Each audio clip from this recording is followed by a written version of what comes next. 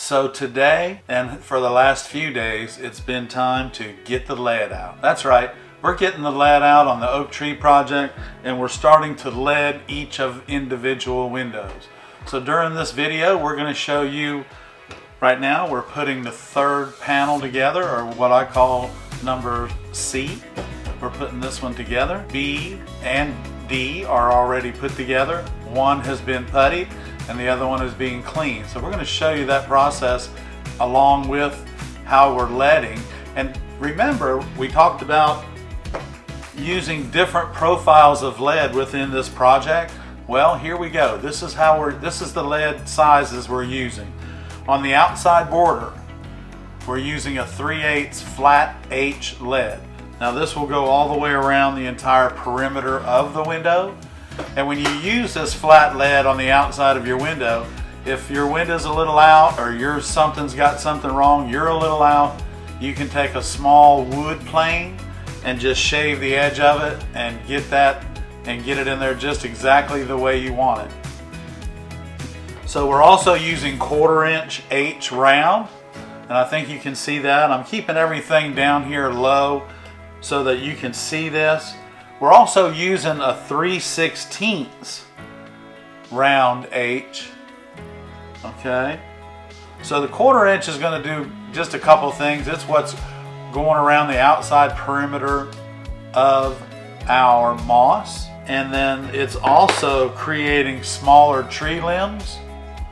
And then remember, we told you we're using 3/8 round H, so that kind of gives you a different profile. I'll try to hold these apart so you can see the profiles on the end.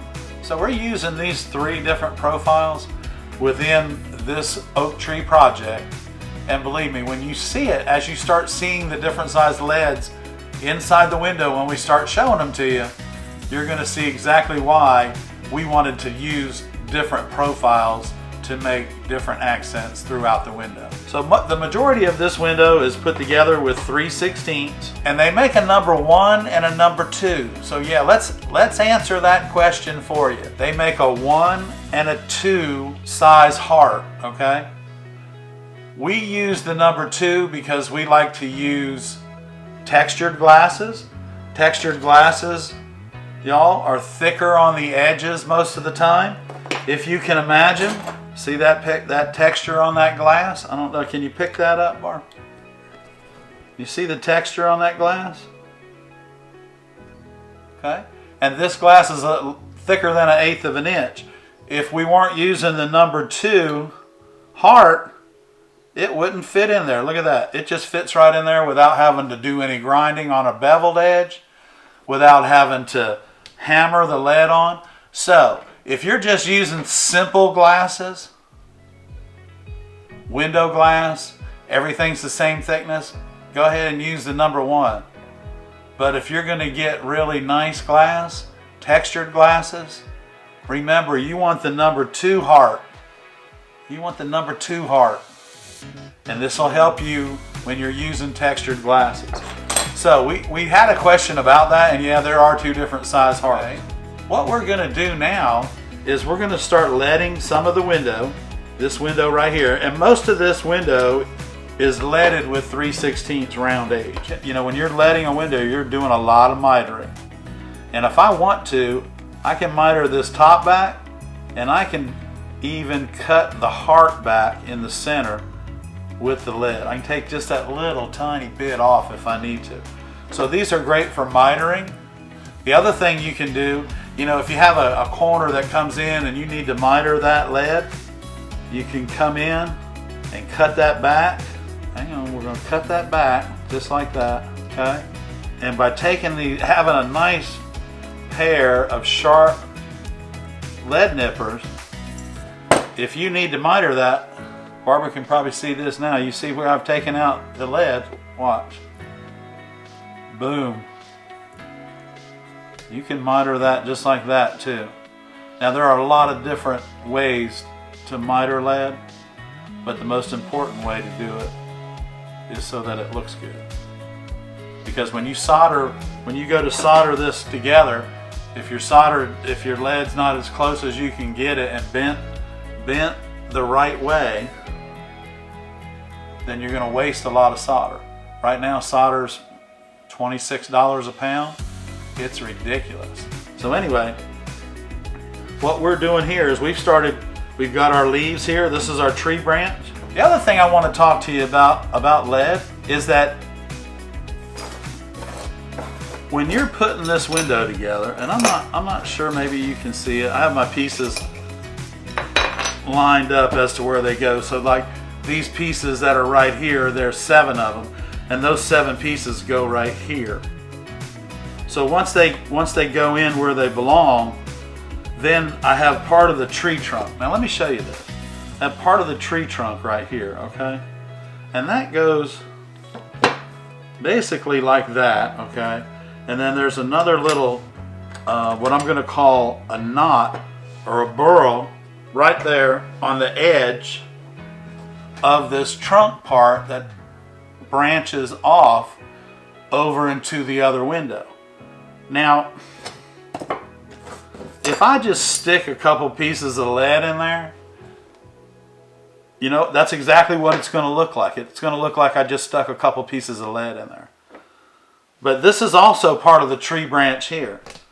So this piece of tree branch really needs to come down, all one piece of lead, turn. This is just one piece of lead right here. We'll just put this in there temporary. So this is one piece of lead, but this is one piece here that when this window all comes together, this is definitely part of the tree branch, because you don't, let's just say I'll use this pink pen here because you can probably see that. We don't want this line coming down this tree branch and going over here, because that's exactly what it'll look like in the window. So when you're leading your windows, and this is so important, lead it so that the lead lines do the work like they're supposed to do for you. You drew it.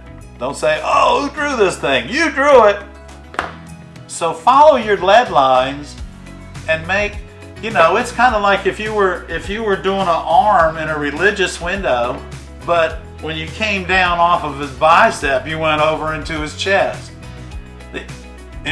It'll never look like an arm no matter what you do to it. So keep in mind, run your lead lines so that everything looks like it's supposed to. Hey everybody, it's Ed. We're back here in the stained glass studio at ARTyRV Glass, and you can probably see just how beautiful the natural light is in here. We're working on panel number C for our oak tree project, and so we're getting this side soldered. So we're soldering lead today, just kind of getting ready, and then we'll also be finishing. We're going to finish these windows as we solder them, so that we'll always have one being puttied and one being clean, and then eventually they're going to work their way up to the front gallery and they'll be in the windows until. So hey, let's get to work on some lead. Today I'm using a very small iron because, again, remember, we're using different profiles of lead inside the window, and you can kind of see it, you know, a little bit wide here. We've got some 3/8 flat H lead going in here, and that just kind of simulates different branches moving throughout, being woven in and out through our panel. So we've got our ruby flux here. Our iron is set on right at 80% because I have a fan above me turning so that I don't have to breathe the fumes.